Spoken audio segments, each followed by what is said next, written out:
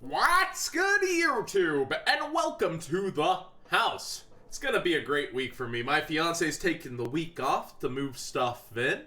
We've got WrestleMania tonight, so I might not be streaming until after 10 if I do. I have to pick her up tonight also.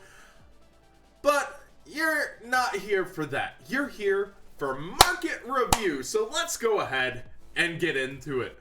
Photon Sanctuary. Probably one of the worst buyouts of 2K18 when we look back on it. The Light Link Monster was announced. Woohoo! And you can just activate this and make it. And then it has a restriction that you can only summon light monsters for the rest of the turn. People are like, Blue Eyes is going to like this. Yeah, you brick enough that you don't need non-combo parts. I realize that having 2 Link Zones could be really good if you had Drew Soul Charge. This just doesn't do good for Blue Eyes, or even Lightsworn. Lightsworn, you're going to want to summon a lot of things that aren't just Curious and Minerva. So that restriction really hurts it, but we see people buying it up anyways. And do recall, I think before we even see this, we're likely to see our generic downward-pointing Link monsters, if I'm not mistaken. So I don't know why the Light Link monster is causing this much hype on this card. But hey, if you really want to buy them, they're lowest 12 right now for the secrets, as well as lowest 1175. People are just listing lower and lower, trying to get anything they can out of these. Do not buy them. If you're freaking out about some kind of light deck, like, don't worry too much about it. There's nothing that this really does amazingly in when you're restricting yourself to just lights. It's not worth it currently. You might see some cute, inconsistent combos, but stay away. You want to diversify your extra deck and what you're summoning typically. At least stay away at these prices anyways. Even the common is rising. You see 2 total prices. There were some earlier today. You see 9 total prices here with like 350. Realistically, stop. Think to yourself what you're actually gonna be playing this in, and then decide to move forward. I don't think there's really anything too busted with this, even with like a deck that only plays light, such as ABC Ojamas. I think you want your transitional Cleafort Genius and that kind of stuff instead. So let me know in the comment section down below if you truly think this is going to be busted, and explain in depth why you do think it will be. But I'm just really not a fan of this card at all. When it came out, I thought it was really, really good. I was really excited for it, mainly because it doesn't specify anything about tributing. You special summon the 2 tokens. These tokens cannot be attacked or be used as synchro materials. You cannot summon other monsters the turn you activate this except light. So I was like, oh, that's cool. You can tribute them when it came out, but realistically, I'm just not a fan. Ash Blossom is falling on the Maximum Crisis. Now at 58 with 8 listed by a single seller and multiple lining up behind him below that $60 mark. We see that this man's has 3 around $58 and a penny. We see some, and these are first ads below the Unlums at 59s. It seems like those Megaton releases have a little people spooked, a little people scared. We have Battle of Legend on the horizon as well, where we might see this. But despite this falling to 58, the Ultra doesn't seem to be moving much at all and is still sticking around 50. So you can get secret rares right now for only $8 more than your Ultras, just showing that people really want this card just to play with and don't care too much about the rarity currently as they're trying to offload them. Should you jump boat? It is completely up to you. Do you have events to play in? Would you have to reclaim this for the WCQ? Would you be able to get it cheaper before the WCQ? This is all gambling and dependent on ban lists and what might happen to this card. Remember, the OCG did actually hit this as well. So there's a lot of factors to vary in. I personally, if I had them, would trade them off and try to get them back before the WCQ, but a bit, you know, like maybe mid-June, not like when there could be buyouts and you're forced to be left high and dry without them. Again, who knows what will happen with Battles of Legend also. And yeah, on eBay we even see one, but it's missing the keywords near mint. It says great condition, and when we look at it, it looks really awesome, a little bendy, but really awesome. So I can't tell that anything's wrong, but man, that wording scares me. But the $53.50, that's a pretty good price if it turns out nice. And then $60 on eBay. So actually cheaper over here on TCG Player, but a lot of people trying to unload with high quantities at that. So on the secret rare at least. Ultra still staying stable. Let's actually check the Ultra on eBay. I should have pulled that up. That's LC Casey. Let's see here. LC Casey. Let's check this out really quick. And buy it now. 42! Wow, it's tanking on eBay. Holding the line on TCG Player, but tanking on eBay is the Ultra as well. This is pretty nice. So a nice coolant for you players. What's causing the scare? Maybe it's just people that got their invites and want to unload them with that same mentality I was talking about. I had not looked this up at all. That was not planned. I was thinking it might be holding solid at around 50, 48. You might get $2 off. Wow. They're dropping, boys. Just like Fortnite. Where are we dropping? I have no clue where that's going to stop, but I hope it keeps going down for everybody that wants to play them. Elemental Hero Hype. I actually had no clue the collector's market price was $7 on the secret rare from the tin, but it makes sense because it's such an iconic card and people really love them. But now the lowest near mint on TCG Player is somewhat doubled that at $15. In fact, every single form of Neo seems to be going up, as the hero on the Mega Tin cover seems to be a Neos monster by its artwork. DTP1, people were freaking out showing me this price, and DTP1's been always very, very, very hard to find.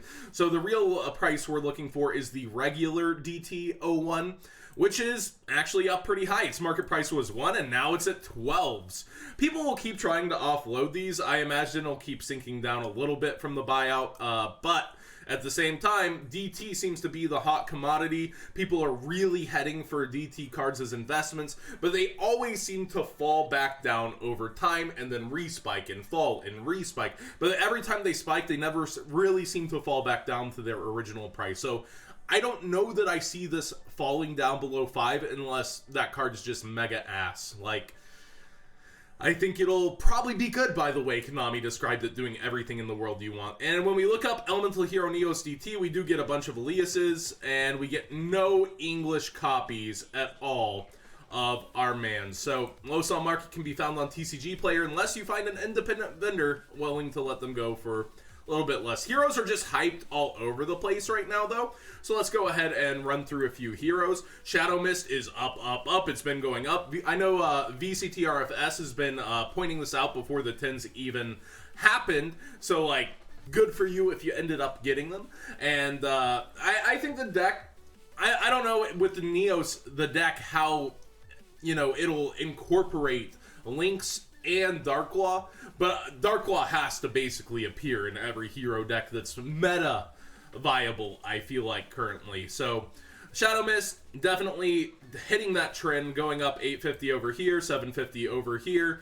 I think they'll trickle down perhaps slowly, but its market price is already caught up at 7.2. It's tough. This has one printing, but you could just see it randomly printed in any OTS pack, I feel. Just like, oh, here you guys go, Shadow Mist, the Megatons are coming in like the next OTS pack after this one.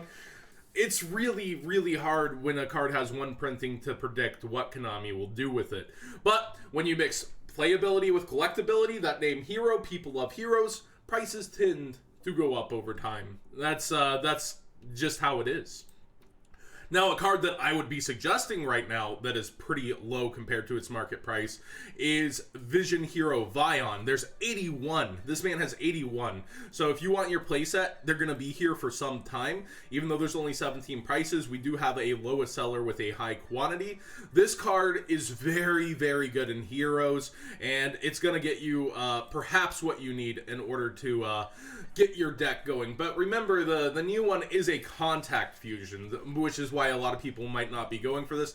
But being able to use this effect and send Shadow Mist or Malicious to grave is very good. If you haven't read this, if this card is normal or special, you can send one hero monster, any hero monster, so Destiny heroes, evil heroes even if you're trying to get weird, monster from your deck to the graveyard. You can only use this effect once per turn, so you could just send your Shadow Mist, get something to summon like Bubble Man or something else. Once per turn, you can banish a hero monster from your graveyard and add Poly. So you not only send, you then get to use to get a fusion card. Vion's very, very good in heroes. I would be screaming at you if you picked up all your heroes and then get Vion to go get them now.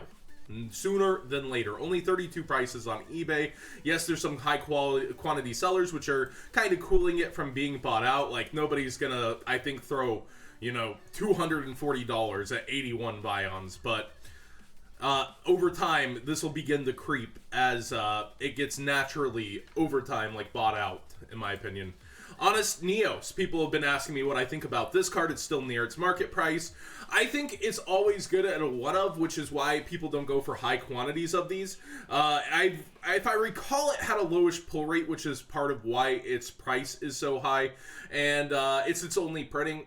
Anytime you can protect your Dark Law from being destroyed by battle, I'm a fan of it. So I do like running it, but I don't think its price will go up swiftly.